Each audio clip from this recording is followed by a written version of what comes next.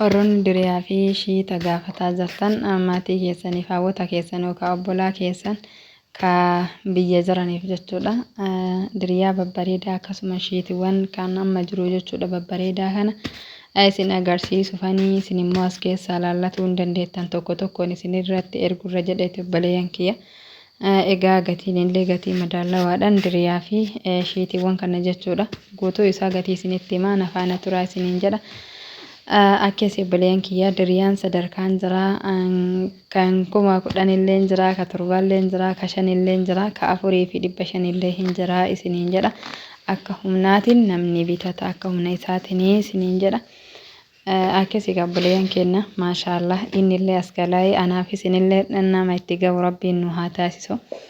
Nama jechuudha kana bira taree kan dhufu mootiyyuu ana ahlii isaa guutuu wajjin itti deebuuti naa taasisu isinillee obboleeyyan kiyya warroonni carraan keessan biyyaan baay'ee isin jiraachisa isiniin jedha. Egaa diriyaan kun baay'ee bareedaa baay'ee lallaafaa lisis jedha jechuudha yoo qabatanillee jechuudha dhugaa ka baay'ee namatti toludha. Isin immoo as keessaa laaluu hin dandeettanii maatii keessan gammachiisuu hin dandeettan isiniin jedha obboleeyyan keenya baarakallaahu fiikum. Diriyaa qofaa miti wantoonni asitti argaman baay'eedha. Hinnatu jira, kopheetu jira, ka diriyaa kana wajjin deemu, hixaanatu jira, hixaanillee sadarkaa isaatiin jechuudha. Ka 500 jira, ka 200 jira, laaskitoota sun isinitti hin agarsiifne dhiifama qadaadaan jira jechuudha. Ka mizaanallee hin jira. Akkasii ka mizaana gosa hedduu qaba. Ka ammoo qadaadaan jiru kunniin gosuma tokko tokko jechuudha. Ka mizaana ammoo kamalzanan gosa hedduu walitti fufuudhani waan ta'eef osoo ta'e kanuma mizaanaa san gimmaashas ta'uu ruubis ta'uu kiilos lam dandeettan maatii keessanii bittanii guyyaa san osoo gammachiiftanii dasna jedha hedduu fooliin isaa hedduu bareedaa shiitiin kun hedduu dasna jedha jechuudha obboleeyyan kiyya.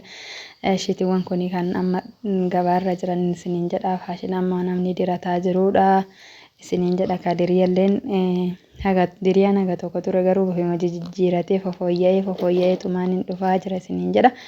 Asitti aansee mootiyyuu kopheedha. Kophee ijoollee shamarraniitii fi ijoollee dhiiraallee jechuudha. Wanti isin beekuu qabdan obboleeyyan kiyyaa kophee tan wantan isinitti immoo foorjidii fi noormaalii jira jechuudha. Gatiin isaanillee baay'ee addaan fagaata foorjidii fi noormaalii gatii nu beekuu hin dandeettan isiniin jedha. Egaa obboleeyyan kiyya ta piinkiin yookaan wardiin afaan kennan maal jedhan immoo baare walla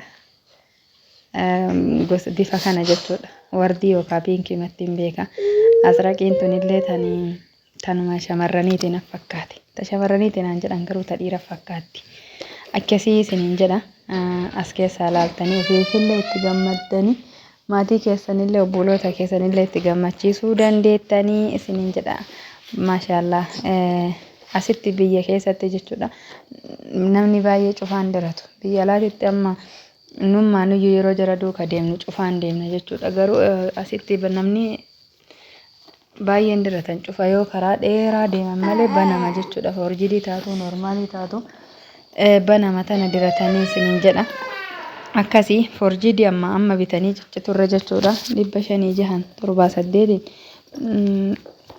foorjidii biturra noormaalii ma bitanii haga rabbi nama teessise silaa umriin namaa toon ta'u osoo haga diratanii bareedan isiniin jedhani maashaallah ta shamarranillee baay'ee babbareeda silaa faafreekaan akkuma waan maashaallah numa qofaaf uumameet iyyuu malee meelaala akkasiin babbareedduun isiniin jedha.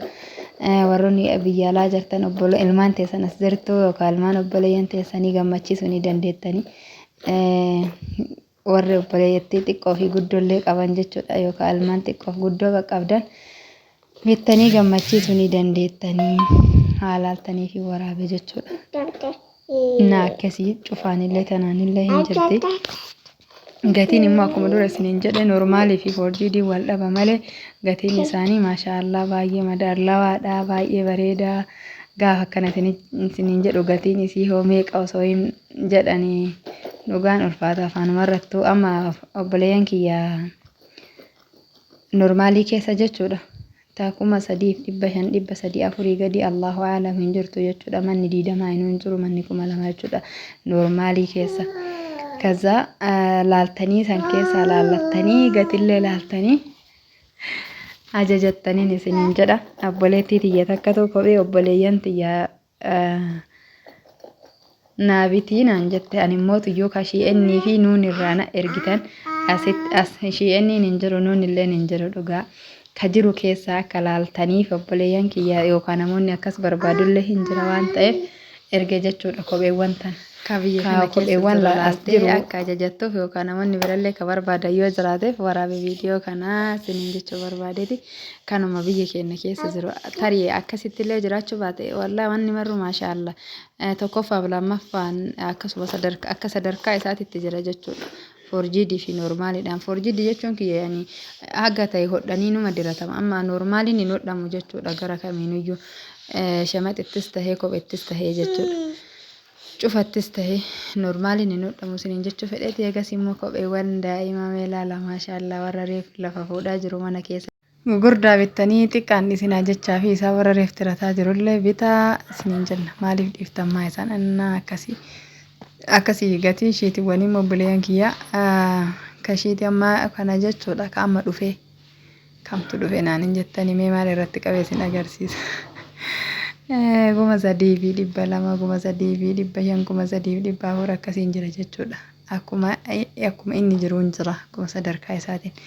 Kadirii ammoo isinitti menatti fakkaatee kopheewwan immoo tuyyuu jechuudha ka daa'immanii ka duratti isin agarsiise sunniin ka 2,500 jira normaaliidha ammoo beeka kan 3,500 jira ka 3,000 jira.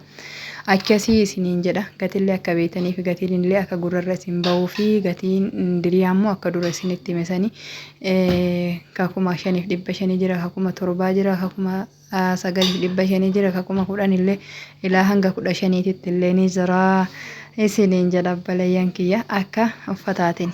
Ani diriyaa uffadhellee agarre garuu baay'ee na sodaachisa akkanidha. Nama immoo tuyyuu hawwata keenya kanaan gammachiise gammachuun ta'e daangaa dabartu rabbi nu haa taasisu isiniin jedha obboleeyyan kiyya.